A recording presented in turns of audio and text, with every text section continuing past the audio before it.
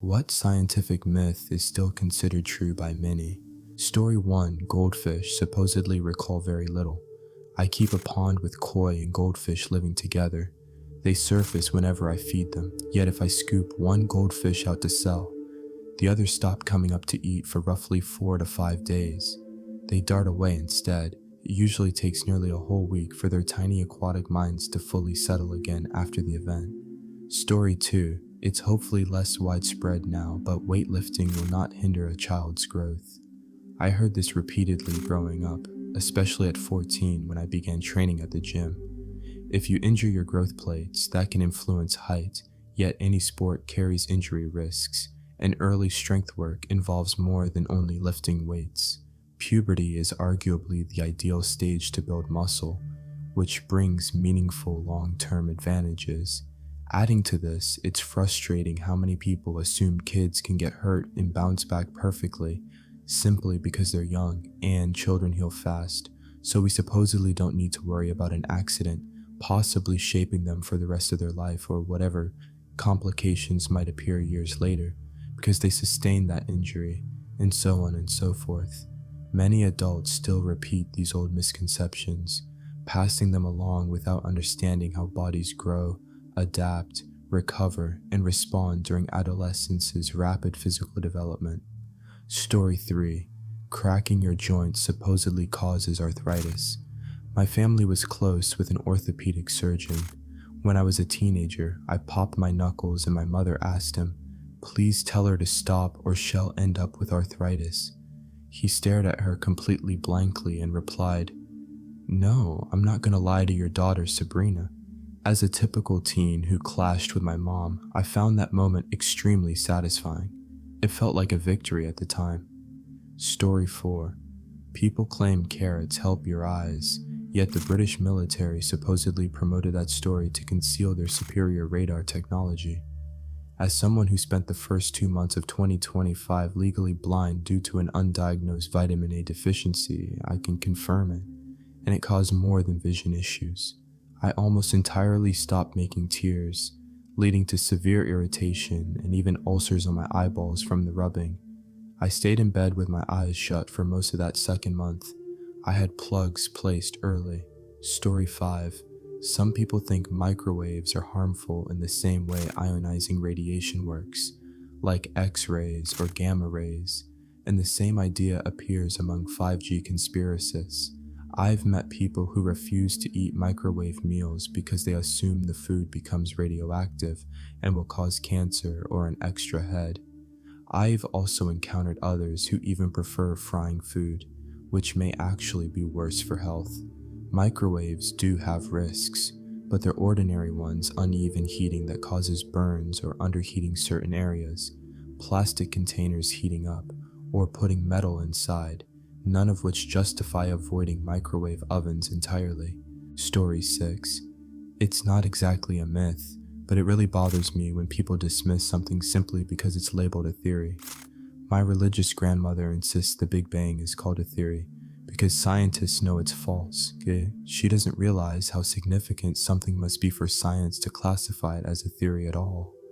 What's ironic is that the Big Bang concept was introduced by a Catholic priest responding to atheists who argued that God didn't exist.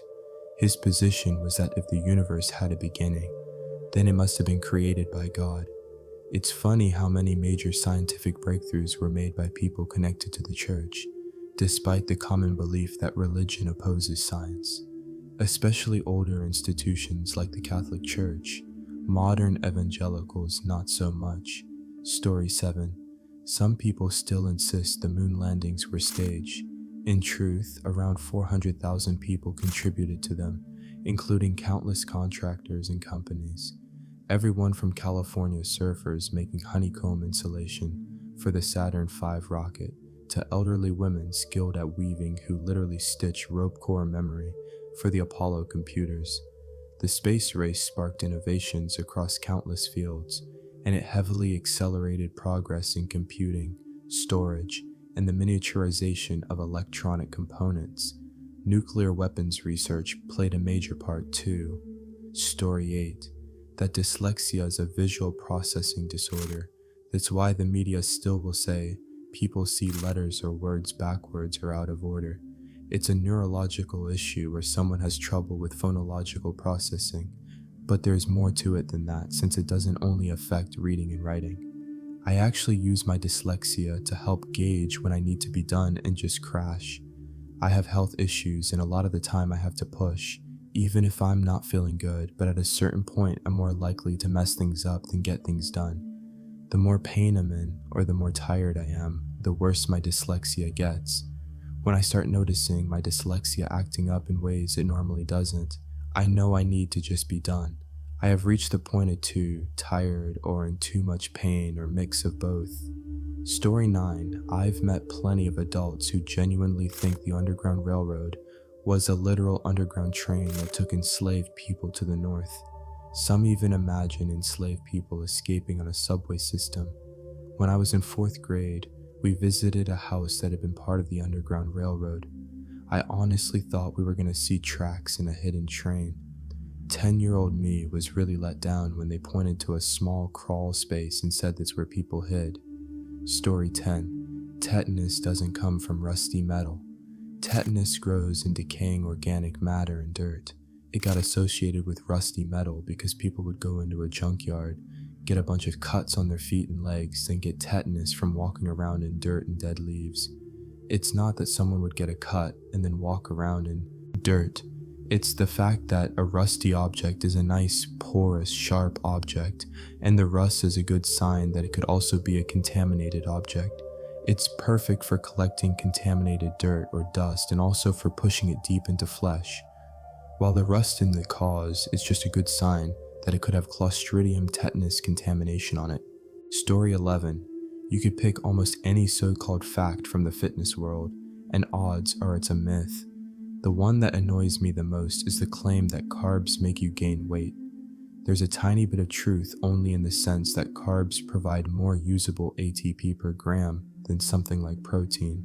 But really, carbohydrates are just a scientific way of saying sugars. Everything we eat ends up turned into ATP, and anything beyond what our body needs gets stored as fat. ATP comes from glucose through cellular respiration, and nearly all food eventually becomes glucose. The more steps it takes for your body to convert that food, the more ATP gets used in the process. That means less net ATP and less leftover energy to be stored as fat.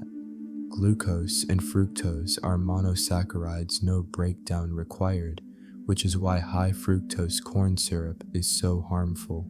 Story 12. People think a scientific study is some kind of knockout argument. Sure, someone might have written a paper claiming X, but that doesn't prove anything by itself. At best, it offers evidence, and that's on a good day. You can't just say, there's a study showing X. You have to check who wrote it, what conflicts they disclosed, what institutions they come from, what methods they used, and whether the conclusion even fits the data. Plenty of nonsense gets published. Story 13. A common misconception is that human races are biological categories.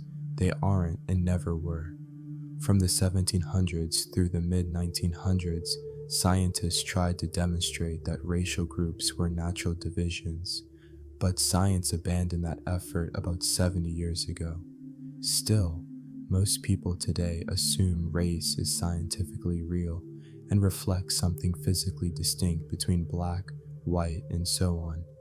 Yet geneticists routinely show that two people within the same racial group can be more genetically different than two people assigned to entirely different groups.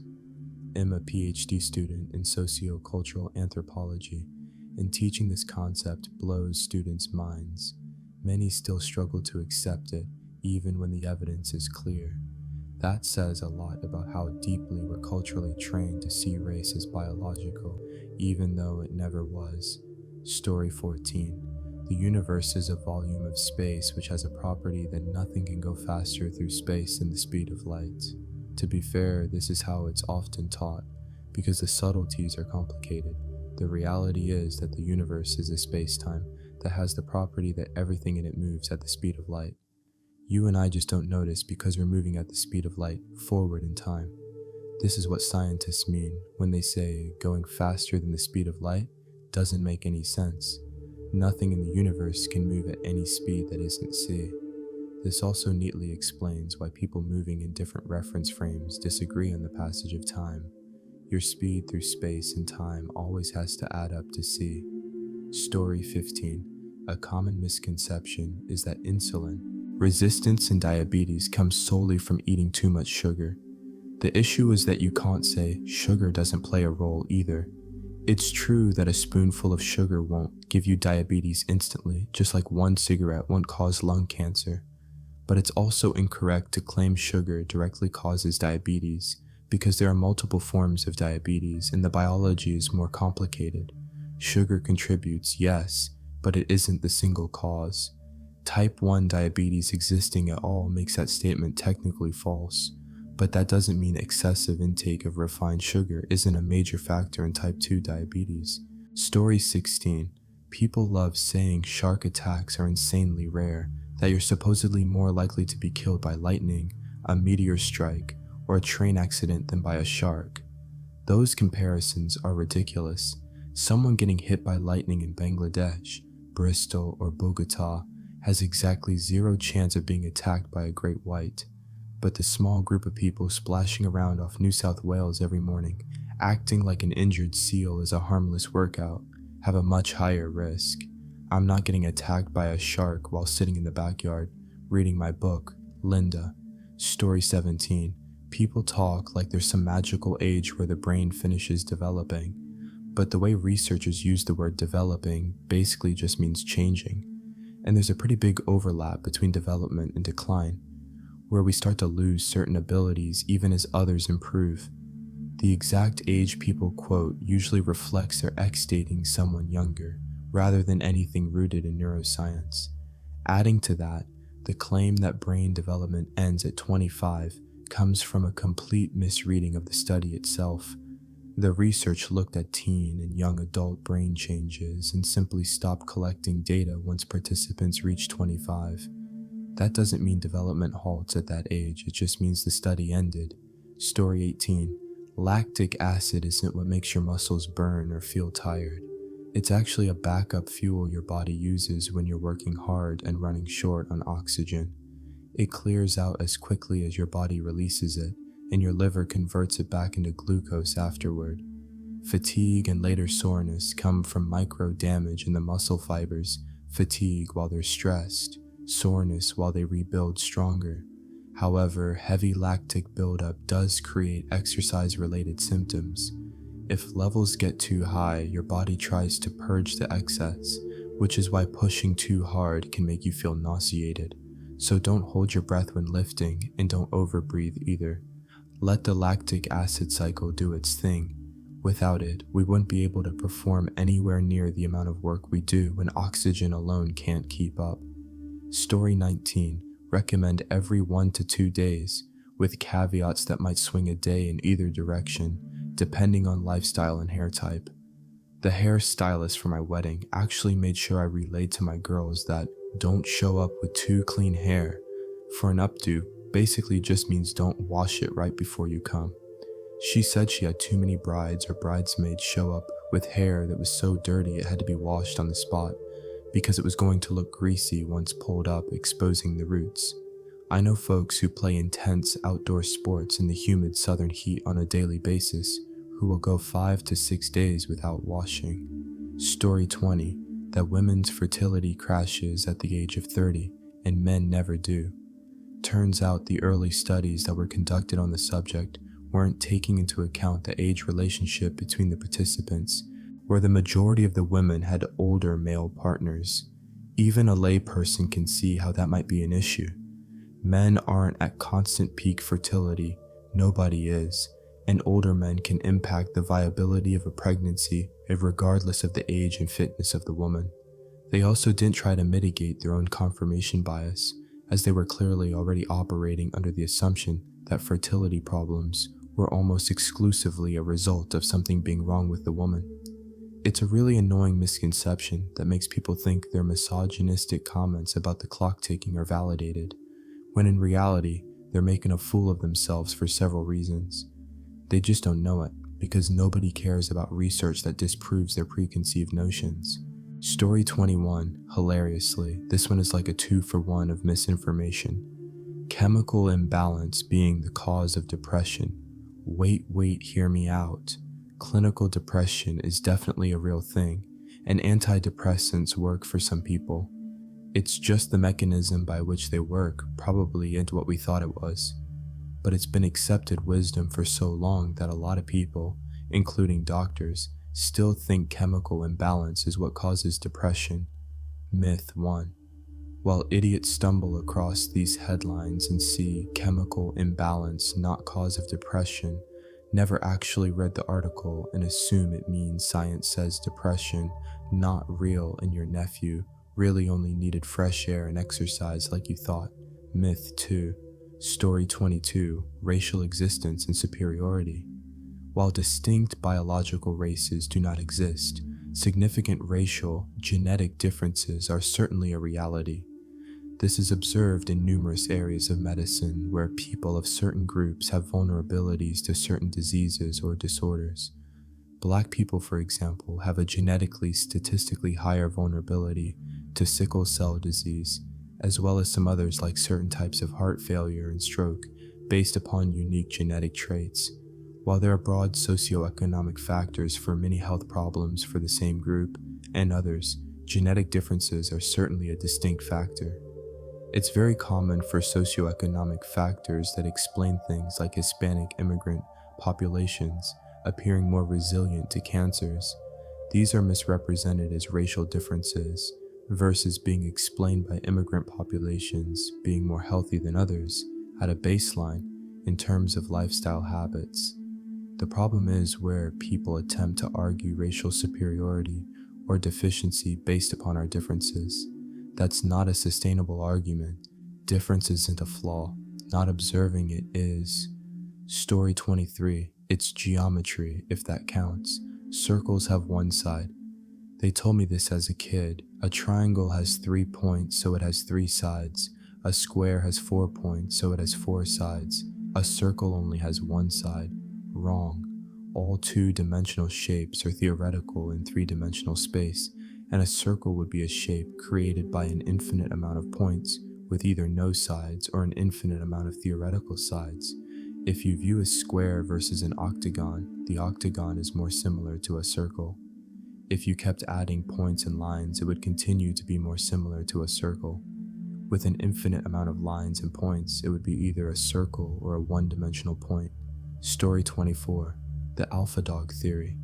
The guy who initially introduced me came back later and said, "Yo, so I was wrong. Turns out if you grab a bunch of rando wolves and throw them in a new enclosure, nowhere near any of their native environments, they're gonna act a little weird."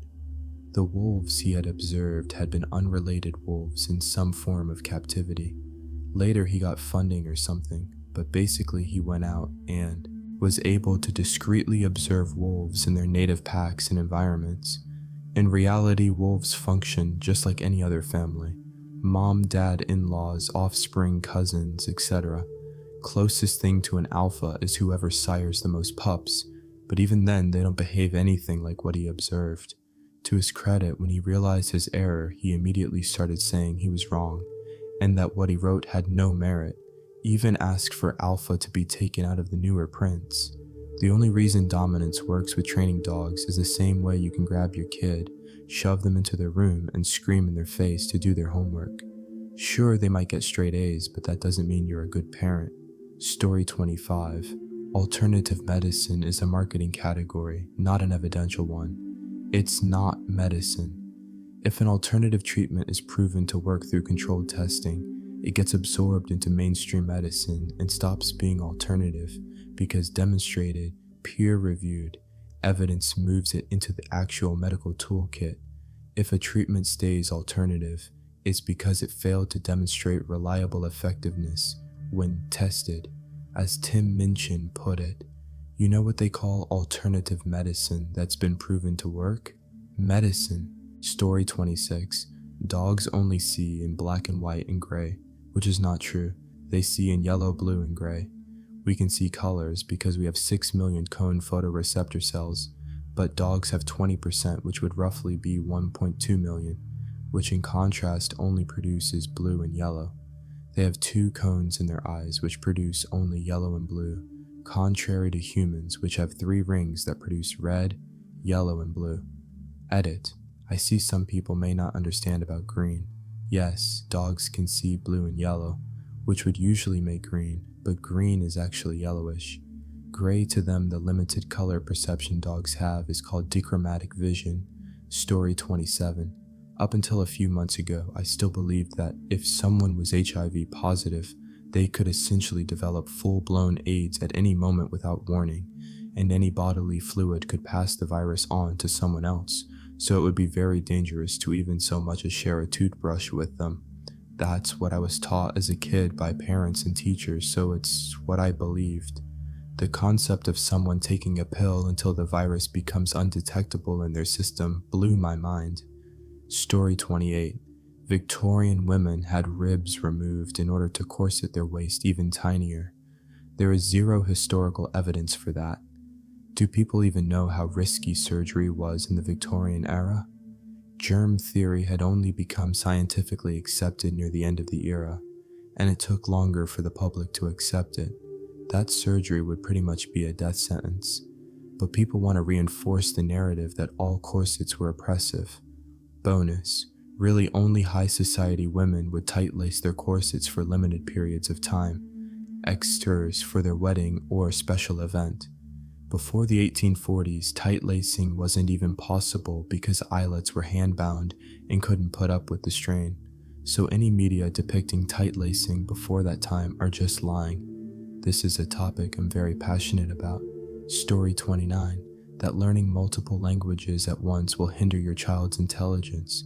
Sure, when they're young, they'll make mistakes and take longer to sort out vocabulary, but in the end, they'll be better for knowing more than one. Sometimes they'll even do better in grammar lessons because they have a richer understanding of how a language works. I now thank my mom for forcing me to read the Azbuka when I was little, every single night. She made me recite poems and read stories out loud in Russian. She never forced me to speak it. Actually, she would speak to me in Russian and I'd reply in Spanish because I was lazy, but I understood everything. Later, when I decided to speak fluently, I took a few classes, and after a couple of months in practice, I could read really fast and speak fluently. You just forget the word you want to use when you don't practice it often, and it happens to native speakers as well. I'll definitely be doing the same to my kids with every language I know. Story 30. That frivolous lawsuits are rampant in the US. This was specifically fabricated by McDonald's lawyers in the infamous coffee burn incident, in which a restaurant consistently violated food safety laws after multiple warnings and ended up in an elderly woman receiving third-degree burns to her lap and genitals, requiring multiple skin grafts. McDonald's people spun it as a person too dumb to know that coffee would be hot and trying to bilk a corporation for easy money. Ultimately, the woman won her suit for medical costs, but McDonald's won the media or social victory by planting the idea of frivolous lawsuits in the public consciousness, and the phrase has been consistently cited since then to cast doubt on anyone trying to hold corporations to account for shady practices that lead to harm. Story 31. Poison ivy spreads through the rash it creates in people's skin and can be spread by scratching it or touching somebody with poison ivy. This is false. People believe that the fluid that is underneath the sores is the oil that is the same on the plant. First off, in what world would the human body touch a plant and then be like, yes, I touched the oil, so now I must produce the poisonous oil. That's like saying if you get stung by a bee, you now will crap out stingers. Anyway, that's not what it is at all. If you find yourself getting poison ivy showing up days after the initial rash sets in, it's probably because that's where the highest concentration of poison ivy oil was, and the other spots that are soon to appear just have a slower set-in rate. It can take up to 30 days for poison ivy to appear after contact. The only way you can get poison ivy by touching somebody else is if they still have the oil on them, like they haven't showered yet. It's much more likely that you would get it that way, because everybody avoids people with the rash like the plague. Story 32. Most of the backstory of Elon Musk. He's not qualified to be an engineer. His degrees concerning engineering are mostly bachelors. Both his parents' families are rich, and he received money from both. He's not a co-founder of PayPal. After he attempted a hostile takeover, common for him, when two previous companies merged, he was fired after only 5 months, before the company became PayPal and went public. But he benefited from owning stock. He's not a founder of Tesla. That was another hostile takeover after the actual founders contacted Musk about fundraising. Story 33, that NASA wasted millions developing modern pens that would work in space, but the oh-so-practical Russians just used a pencil. Chortle, chortle. Ha ha, government wasting money. Except it's not true. Pencils were always a hazard in spacecraft due to the graphite shavings, which could cause damage, and the fact that wood is flammable and therefore bad when it comes to space missions. But standard ballpoints failed in weightlessness. Both NASA and Russia used pencils until a private company called the Fisher Pen Company, working with their own money, invented a new nitrogen pressurized pen that would work in almost any conditions. They then sold these to both agencies at a very reasonable cost, and they are still the supplier to this day. Story 34, I just found out the other day that the Stanford prison experiment was exposed as BS back in 2018. I graduated college in 2017 with a psych minor and fully believed it was real. Apparently, it still has yet to be removed from most psych books. However, I am not surprised that the people administering it turned out to be coaching the guards to be crappy to the prisoners, and the prisoners were 100 playing along. Sounds like every reality TV show. This is somewhat misleading. The Stanford prison experiment was real in that it actually took place and had some dramatic results. It is invalid and unreliable in that it followed extremely poor research design. It is decidedly not an experiment, for example. Had frequent interference from the experimenter Phil Zimbardo, and would not make it into any reputable peer-reviewed research journal if they tried publishing it today, for ethical issues alone, in addition to poor design. Not to mention, Zimbardo drew some wildly overblown conclusions from the results and has been coasting on fame ever since. Story 35. I don't know when this became a myth in my family, but if you decide to breastfeed, you can't be sad or overwhelmed because your milk will rot. When I was discharged from the hospital after 3 days due to an emergency C-section, I was understandably uncomfortable and overwhelmed, not being able to get up and move around without having shooting pains from my surgery. My mom and sister visited me to help out with the baby, but once they saw me get ready to nurse, they freaked out screaming, "No, you can't nurse your baby with your nasty rotten milk." First time mom, I was heartbroken. I've set my goals to exclusively breastfeed my baby. My sister picked up my baby, left the room, and fed her formula she hid in her car. The next day, I went to my lactation consultant, desperately looking for ways to get rid of my rotten milk. Yea, she was completely shocked and told me to take a deep breath and nurse my baby. I was and still am, 7 years later, very bitter over it. Story 36, that pit bulls were nanny dogs. No breed in the history of ever has been a nanny dog. The closest one to a nanny dog would be the Malamute. They were used to help keep young children warm during the night. That's where the term 3-dog night came from. It means it's so cold you need 3 Malamutes to keep warm, and they protected them from wolves and bears. Pit bulls are and have always been hunting dogs. Terrier literally comes from the word terra, which means things pertaining to the earth and wilderness. They're used for large game like boar. They were later used to distract bulls so that injured riders could escape to safety, and they don't have a special affinity for children. They like children the same as any other dog does, and they can bite a child like any other dog can. Story 37, that it is still possible for Megalodons to still be alive. I always hear people pull, "We only explored 5 of the ocean." That may be true, but that doesn't mean they're still alive. It is true there will be large creatures we haven't come across yet, but none of them will be Megalodons. However, they may look like them in size. Most people I meet don't know why they went extinct in the first place and only believe one post they see on the internet, even after you explain that it wouldn't be possible because there isn't enough food for them to eat daily, and they'd go extinct in the exact same way. They still insist that they're correct.